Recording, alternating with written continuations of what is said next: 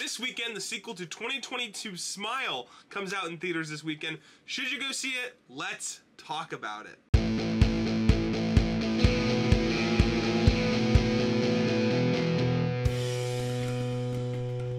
Welcome back, Kernel. So last night, I had the chance to go see Smile 2 at my local theater, and I have a lot to say about the movie, including the fact that I tend to kind of like it a little bit more than the first one. So just know that there will be a spoiler and non-spoiler parts of this video. So, you know, depending on if you haven't seen it or not, or if you have, you can kind of use the chapters below to kind of go to that part in the video. And if you are new here, consider subscribing so you don't miss any other movie reviews like this one. And let's dive into Smile 2. So the first thing I will say that at least surprised me was the first movie does a really good job for obviously laying the groundwork for what, you know, the movie was trying to conceptualize with the smiling and everything in the demon, right? But the second one definitely, like, uses the fact that there is a first one before this because they don't explain as much, which again makes sense. They use a lot of really good, like, cinematography in this movie. Like, there were shots and stuff that I was like, whoa, like, they very much upgraded from the first movie. Another element that I totally didn't expect was not only is there like the stress of the monster, like the demon, right, that's terrorizing this pop star, she's also like, there's a heavy amount of just stress, like everyday stress of being a pop star that like they talk about. Like there's even a guy like there's just all this stuff, the stresses of being a pop star and the busyness of it and how like just full everything can get. I don't know, I like the way it mixed with the actual horror of the movie. The movie definitely feels more personal, at least for me, than the first movie, just because of the way that the monster terrorizes Skye, which kind of leads me into my final point here for all you non-spoiler folks. The way that the monster like messes with her is brilliant. I wouldn't say that I like the ending more in this one than I did in the first one. I was a big fan of the way they ended things in the first movie. But I think the way that he toys with her in this movie is a little bit better. And now into the spoiler side of things. So the one guy that I really want to talk about here is there's a point in the movie where Skye, she goes to this signing, right, because, you know, she's a pop star, and things are going normal until this one guy just like gets weird. And it's not her imagining things. Like he is like everyone else sees it too. They end up escorting him out, you know, whatever. But I love them introducing the idea of like weirdos and stalkers in the pop star world in this movie, mixed with if it's actually happening, and like the idea that the demon is making her see things. Because when she gets back to her apartment, the demon's already been messing with her a little bit.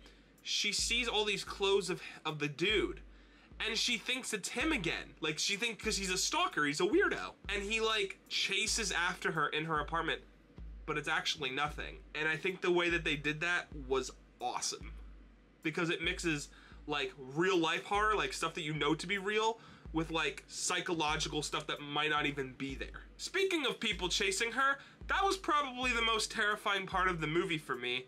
I'll probably show a part of it that was in the trailer, where a crowd of her fans, it's, you know, it's the demon, they're not actually there, but they just show up in her apartment and they're all like crowding together, climbing over her sofa and like her lamp. And the one dude, they do this really cool shot where like they're all surrounding her and the one dude like breaks the bulb and it goes dark.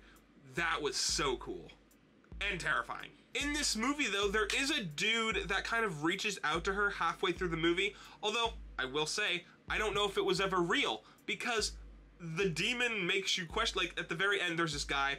He's like, oh, you know, if we can get your heart to stop and then bring you back to life, you know, we can get rid of this demon. Well, she goes to this place eventually, and the guy, like, it's like in this freezer, and there's all this thing, right? And he's like, okay, I'm gonna go out and do this for a second. That's when the demon, like, really has its way with her. He never comes back. And for the end of the movie, it just shows her on stage. So we don't know up to what point was real. We just know that somehow the demon got her out on that stage, and that's how the movie ended. Probably one of my favorite moments in the whole movie. So at the very beginning, Skye has this best friend who she's kind of been having problems with the past year because she has a history of substance abuse.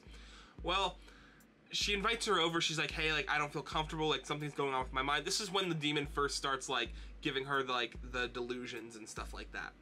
She invites her over, and she's kind of there throughout the whole movie. She just, like, talks to her sometimes. She's like, hey, like, I want you to go on tour with me, just to be here with me, because I feel very alone right now. I feel like I can't talk to anybody. Well, fast forward to the end of the movie, she thinks that she's killed her mom. She's trying to get to this guy so that he can kill, you know, the guy that I was just talking about, so that she can get rid of this demon. And her friend is giving her a ride. When she looks down at her phone, she gets a call, and it's her friend. She's talking to her friend while she's driving. And she's like, oh, hey, like, you slept over, like, the other night, right? And she's like, no. She's like, I haven't seen you in over a year. Meaning that the whole time we've seen her best friend in the movie, it's been the demon.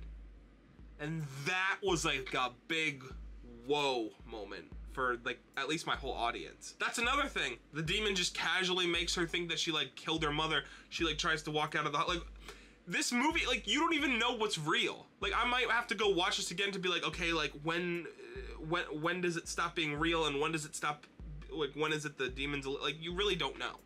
You really don't know. Because at the end of the movie, the mom's alive.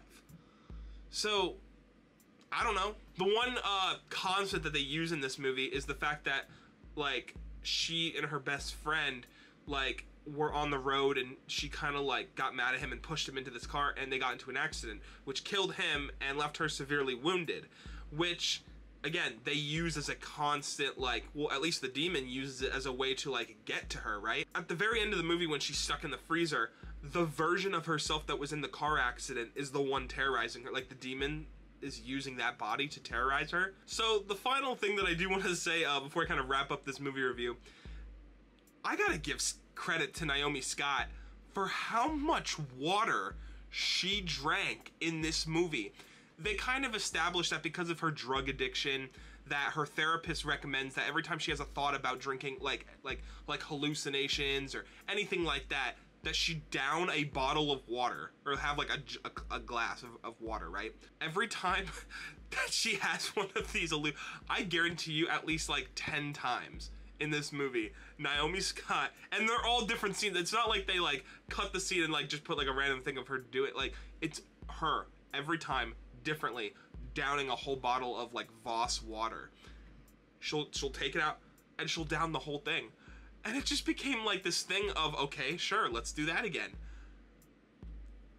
That poor woman must have had the most full bladder on set. And finally, yes, the movie does kind of leave room for a Smile 3 as Skye is killed on stage for all of her fans to see. I don't know how Smile 3 is gonna be though.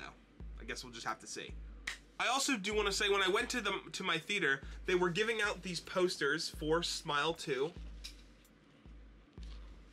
Which is definitely pretty cool. So yeah, guys, let me know what you thought of Smile 2. Are you a big fan of the first Smile? I know I definitely was. I think when it came out in 2022, I gave it 4.5 out of 5. And I gave this one the same. Like, I genuinely think these movies are good. So again, let me know what you guys kind of thought and what you're hoping to see from Smile 3.